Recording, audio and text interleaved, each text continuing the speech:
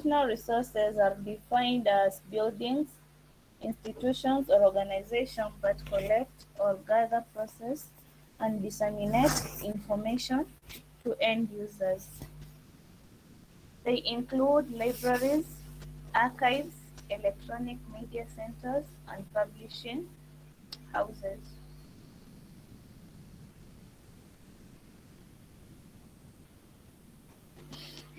Today we are going to discuss libraries, and we have different types of libraries. We have school libraries, academic libraries, public libraries, but for today we are going to tackle only two types of libraries. We are going to discuss school library and academic libraries. Victor, Victor, Yes, madam. kindly can you read for us what a school library is? Okay. School library is a place where books are kept, reading or study center, a media center, as well as information center. Thank you, Victor. A good example of a school library, we have primary and school and secondary school libraries. We have purposes of a school library, and we have three main purposes. The first purpose is to meet information needs of pupils and teachers.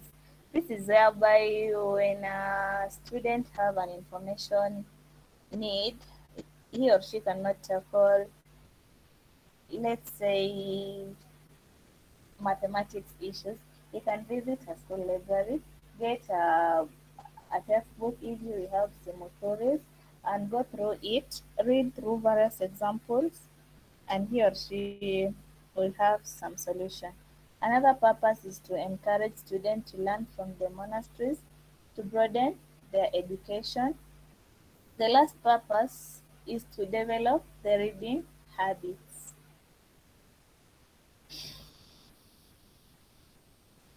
uh, in every setup, before we come up with anything, there are number of factors that we must consider so that can, we can have that setup. So in a case of library, we have a number of factors that we are going to consider. Who is him? Calvin, can you read for us those factors that we are supposed to consider before setting up a library?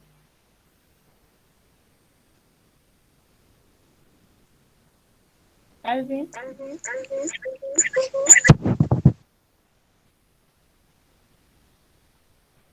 Felix Kimaya? Yes, I can read. Okay, courage. Can you read?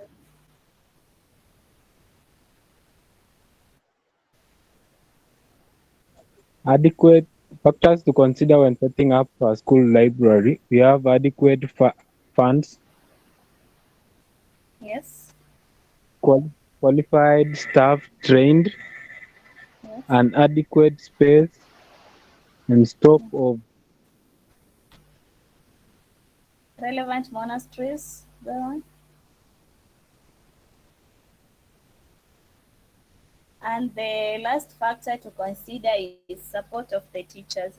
For you to come up with a library, you must involve the teaching staff so that they can give you the relevant information material they need in that particular library.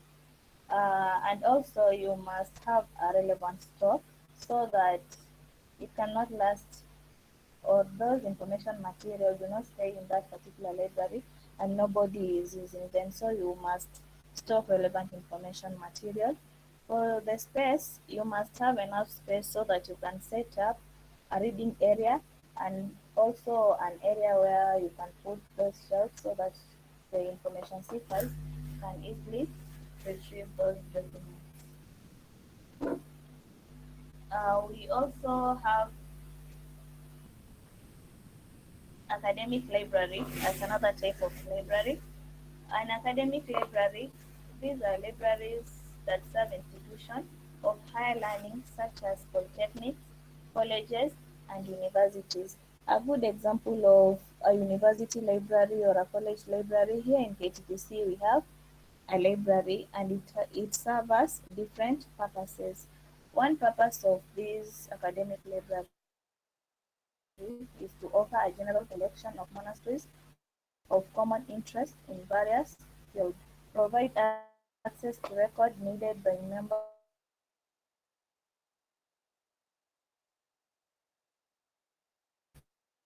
the institution, and it also offer user education.